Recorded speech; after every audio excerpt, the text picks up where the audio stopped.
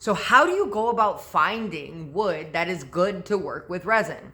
The number one thing that you're gonna wanna do is you're gonna wanna have it dried. It has to be dried. If your wood is not dried correctly, you're gonna have a huge problem. And a lot of people can advertise kiln dried wood, but let me tell you, in the last 5 years, I have dealt with some doozies. And when I tell you doozies, I mean doozies. One time I went to this guy's house and he had slabs and slabs of beautiful freaking wood, advertised as kiln dried. He had a homemade kiln and it was covered with a tarp with a dehumidifier inside of it. This then turned the wood into freaking rubber and put this stench that I have never smelled into the wood, and it will not come out.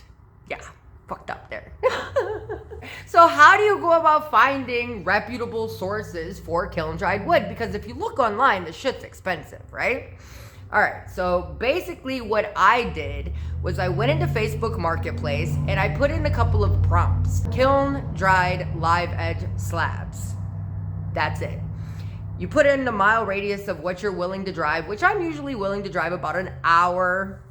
Depending on the width, I've had to drive 2.5 hours to get the wood that I wanted. So I needed to be able to lay down on this slab and not touch either side when I had my hands out. Like, that's how thick and wide this needed to be. We didn't want any glue up lines, and I drove 2.5 hours. So when you're looking, you're gonna wanna take a thing. Your thing is gonna be this. So I have went through a lot of moisture readers. So moisture is going to be very, very important. Now you can get wood that's not kiln dried and it is less expensive, and you can take it. I take mine to the Amish out here and they have a lot of mills and they actually are decent price, but you can also deal with some shady people there that want deposits, don't give you your wood back. So just be careful. Okay, so this is a Dr. Meter moisture reader. This is my go-to. Inside of here, you'll also find a book, and the book tells you, this goes off of the density of the wood. So you put in what wood you have: black walnut, cherry, oak, elm, yew. Like it depends on what it is that you're doing. And you can go here, and this is why I keep this book, because it has the density that you're doing and then the grade. And this tells you like what to put in here, which is really, really easy. All right, so here, I keep it on 3 because I work with black walnut. Let me show you. So, it's 0.5. You're gonna wanna find wood that, I look for wood between 7 and 12% moisture. See that? 8.5, very good.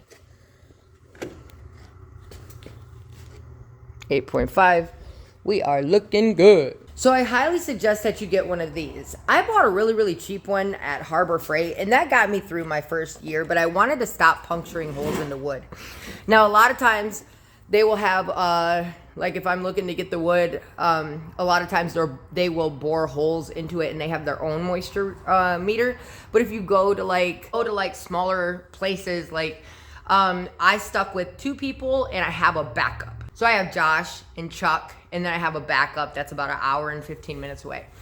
Yeah, so just make sure you take a moisture reader. This is what you want your moisture levels to be between if you're buying kiln dried wood. Then I'm gonna tell you this other thing. Know this.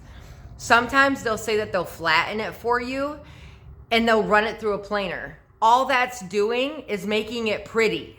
Okay, a planer is not gonna flatten your wood unless they have a jig and everything is set up, which I promise you it's not gonna happen. So a lot of times they'll charge you an extra $75 to $100 to run it through the planer, which then the planer is only taking that top ugly layer off, what you're gonna take off anyways, and charging you more because your shit's not gonna be flat, okay? So don't do that. Don't have them run it through the planer. Save your $100, save your $50, $75. Don't do that. Like, the planer's not gonna make your wood flat, I promise you. You're gonna bring it home and watch my how to flatten wood video, and then you're gonna be good. So once you get in Facebook Marketplace, type in kiln dried live edge slabs and your stuff will come up. Talk to people. Also deal with exotic wood, such as olive wood. If you've ever seen my charcuterie boards, let me show you.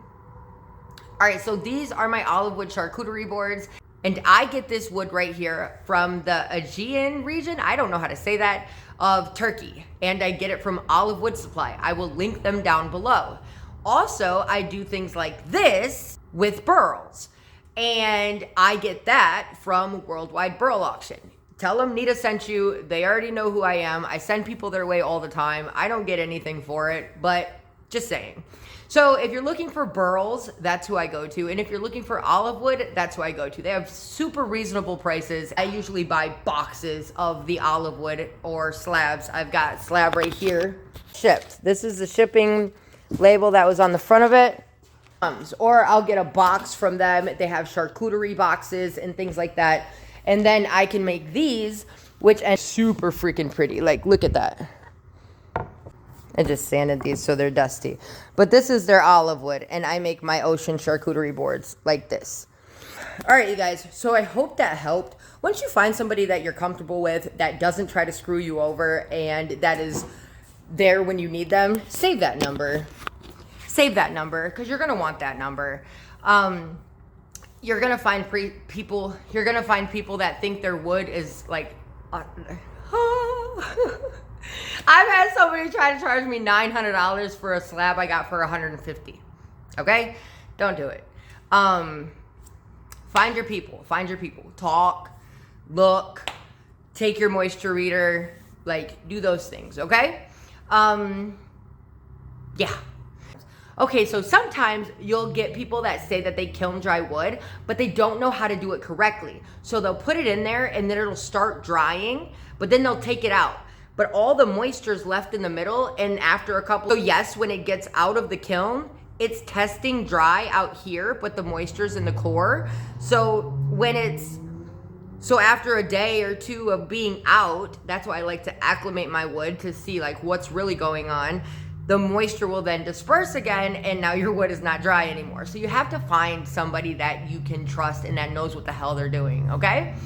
All right. I hope this helped. This is like one of the main questions that I get aside from what is the epoxy that I use. And if you want to know that, this is the code for the resin that I use. I use Promise Epoxy. I get super clear pores. You saw my pores. I use their casting resin. If you don't know what kind of resin to use for what job, watch this video up here. I hope that helped. Guys, I'm going to link the moisture reader and everything that I use down below. Good luck. If you have any questions, hit me up.